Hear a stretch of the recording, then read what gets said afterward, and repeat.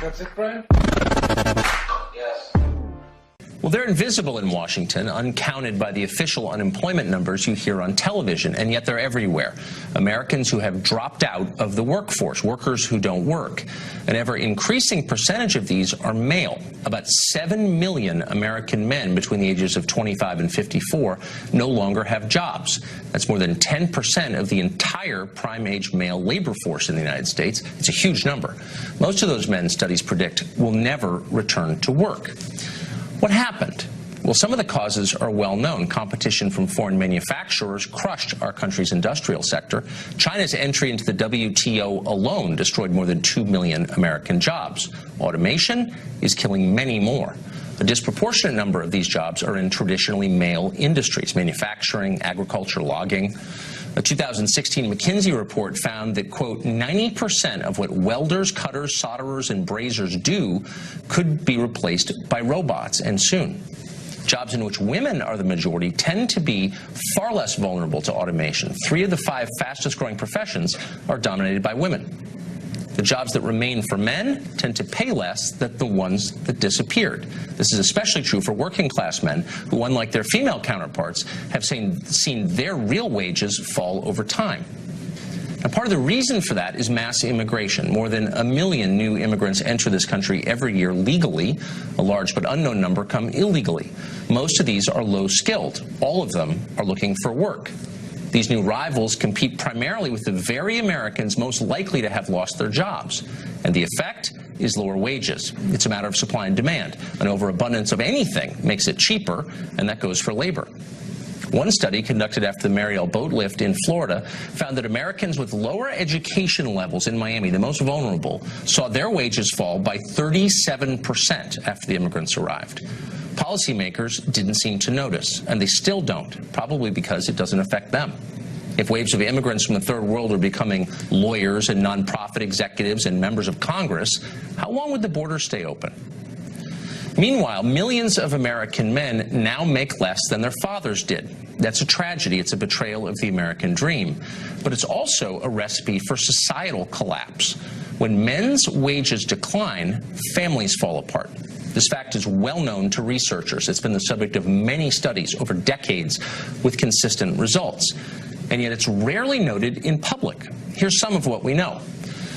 One well-regarded study released last year found that when men's wages fell relative to women's, families didn't form. According to the authors, a falling male wage reduced, quote, the attractiveness of men as potential spouses, thus reducing fertility and especially marriage rates. Researchers also noted a dramatic increase in out-of-wedlock births when men made less. In the words of one of the authors, an economics professor at MIT, quote, we see a decline in fertility, a decline in marriage, but a rise in the fraction of births that are disadvantaged. As a consequence, the kids are living in pretty tough circumstances. Numerous academic studies have reached the very same conclusion. Research from 2015 found that, quote, when a randomly chosen woman becomes more likely to earn more than a randomly chosen man, marriage rates decline. Those who do marry report being less satisfied and are more likely to divorce. Low male wages are a driving force in family dissolution, and that's why affluent neighborhoods in which men make more have a higher proportion of married couples and fewer divorces. The opposite is also true, and that leads to a cascade of social problems, which over time become a disaster. Men who make lower wages marry less and father more children out of wedlock. These children growing up without fathers tend to make lower wages themselves in later life.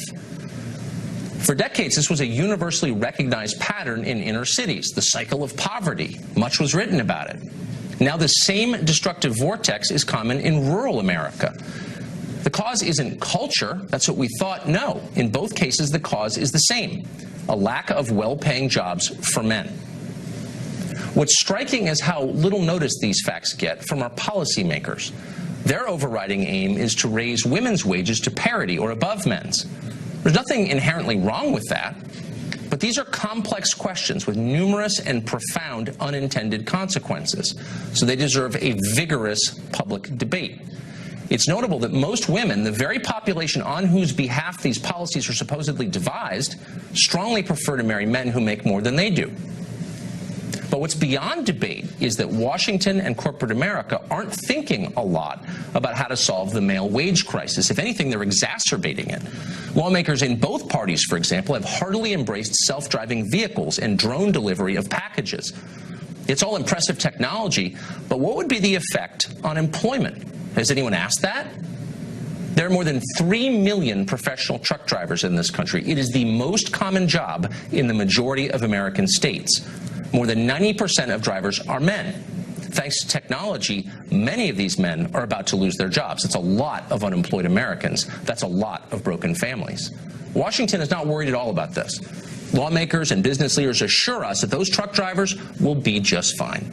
They'll find something else to do, something better, in fact, with higher pay. And maybe they will. But keep in mind, our leaders said the very same thing about manufacturing jobs 30 years ago. David Paul Kuhn is a political analyst. He's the author of What Makes It Worthy. He's done a lot of research on this subject, and we're happy to have him tonight. David, thanks for coming on. It's clear that there is a male employment and wage crisis, and it's clear that that is driving family dissolution in the middle of the country, which is why we're seeing the same social pathologies in rural America that we once associated with cities. It's about wages. It's pretty clear from the data. Why aren't our policymakers responding to this?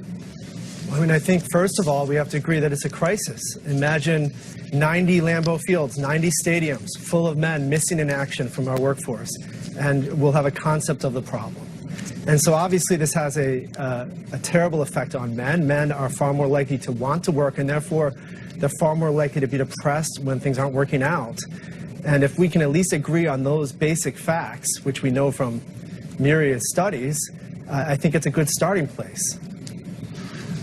But there seems to be resistance on the part of policymakers even to acknowledging the problem, as if, and this is just a guess, it is somehow an attack on women to acknowledge that there is a male employment crisis. Politics seem to play a role. They definitely plays a role, and so does our culture. And of course, that's silly, as you would note. Obviously, you can care about women and you can care about men. It's not either or. And feminism taught us that what hurts one sex hurts us all. That applies to women, but it certainly also applies to men. So there's a particular working, especially blue-collar crisis among men. And if we can at least perhaps take some of the gender politics, ironically, out of a discussion about what's happening to men, perhaps we can start to treat them as people. But why have we gone, I mean, the conversation appears to have moved from what you just said, an acknowledgement that the sexes are interrelated, dependent on each other, thrive only when each is thriving, to a kind of zero-sum understanding where my loss is your gain and vice versa. When did that change?